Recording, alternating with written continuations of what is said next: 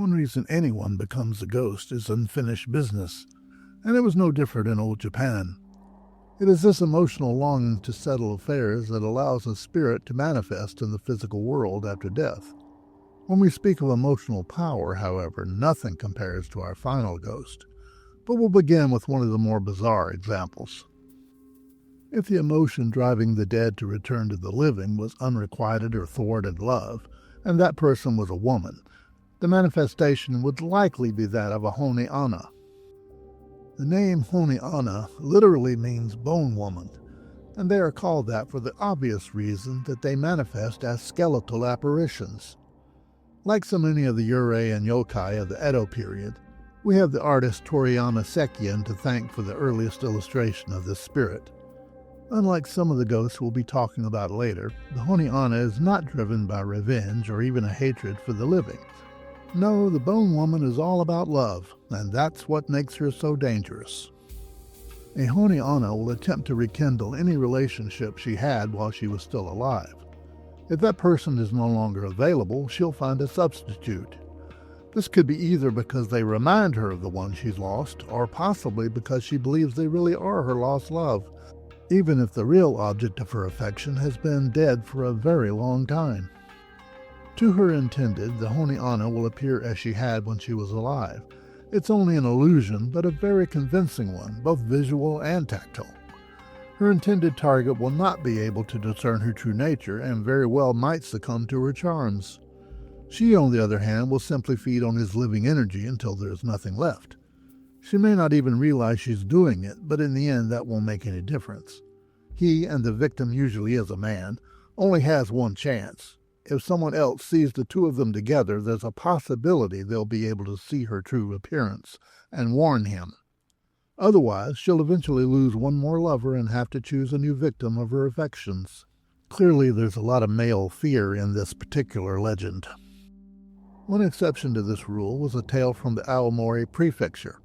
The story goes that after the death of a woman who many people considered homely, she appeared on the streets again as a Hone-Onna.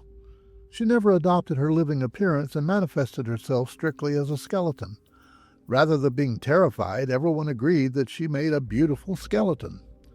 Perhaps now receiving the positive attention she never received in life, the account doesn't mention her ever trying to seduce or harm anyone. If the emotion in question is the desire for revenge, this is the Onryō. One translation of the name is retribution spirit. Another is grudge spirit. It's not a coincidence that the American release of the Japanese film Ju-On was called The Grudge, for the ghost in that movie, Kayako, was an Onryō. An Onryō is not about love. They are all about revenge for a serious trauma or insult they have suffered in life. While it's not the only such spirit in Japanese folklore, and I've talked about others in another video I'll link at the end, it is the largest and broadest category. In one famous legend, the Onryō wasn't simply a single individual, but an entire clan. The Onryō, disguised as a monk, was visiting the hero Minamoto no Yorimitsu as he slept, and placing a curse on him. The hero fell ill for no apparent reason, and one night Yorimitsu awoke to find the monk there, and realized he was not what he seemed.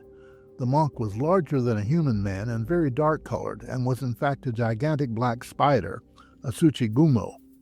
When the spider realized it had been discovered, it attacked Yorimitsu directly with webs and poison. The hero always kept his sword within reach and struck back, wounding the spider. As soon as he had regained some of his strength, Yorimitsu gathered his 5 warrior companions and tracked the spider back to its lair in the vicinity of Mount Katsuragi. There it was revealed that the Tsuchigumo was actually an Onryō created from the combined spirits of a clan that had been wiped out by a former emperor. Which doesn't entirely explain why this problem with Yorimitsu was, other than he was alive and the Tsuchigumo technically wasn't, but that's the legend. Regardless, in an epic battle, Yorimitsu cut off the creature's head, and he and his companions dismembered the body and buried the pieces in separate locations to prevent it from coming back. You can still visit some of the sites believed to be where the pieces of the spider were buried to the present day. While anyone could become an Onryō under the right circumstances, A special subset of Onryō was the Goryō. They were what happened when a person of high status died with a grievance toward the living. These spirits were especially powerful and therefore the most dangerous. One such Goryō was the Emperor Stoku, noted as one of the three great Onryō of Japan. Stoku lost his position in a complicated succession dispute orchestrated by a rival, which eventually led to a war called the Hogan Rebellion. Stoku's side lost, his allies were executed, and he was exiled.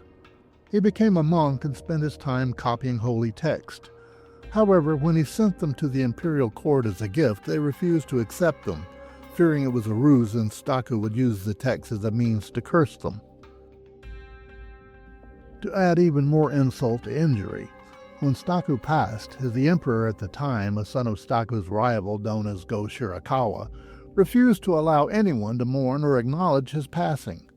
Enraged, the spirit of Stoku became an Onryō and really did curse the imperial court.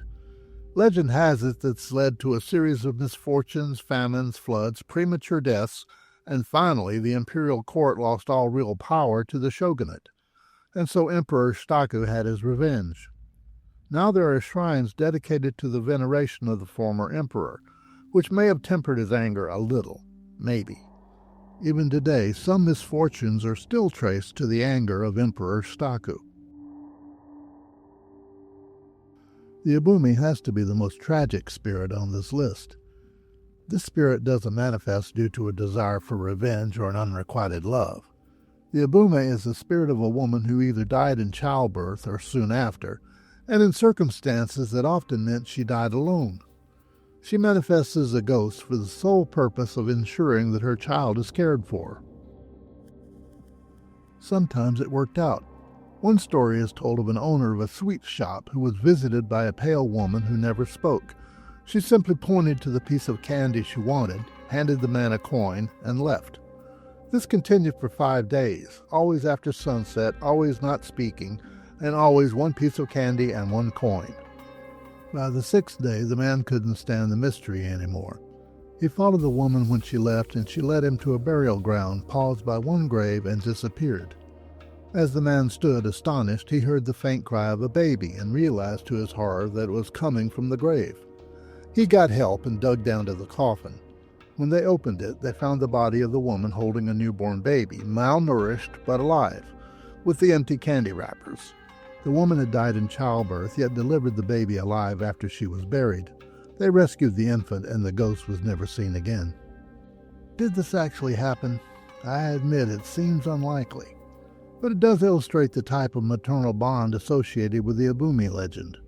Other accounts mention less extreme circumstances, such as the Ubume leading a living person to where she died to discover her still living infant. Oh, and those 6 coins I mentioned?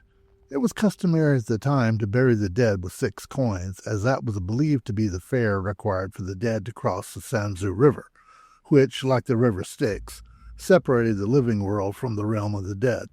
There was also a custom in which, if a woman died during childbirth or soon after, she would be buried with an infant-shaped doll to prevent her from becoming an Ubume. It wouldn't have worked in this case. In other instances, an Ubume might be spotted beside a road holding a bundled infant. She will attempt to give this bundle to anyone who approaches her. If they accept it, they will soon discover that it is nothing but a stone wrapped in cloth, the woman's actual child having been lost decades, if not centuries, before. Yet she cannot rest and cannot stop trying to save her child, even after it is far too late.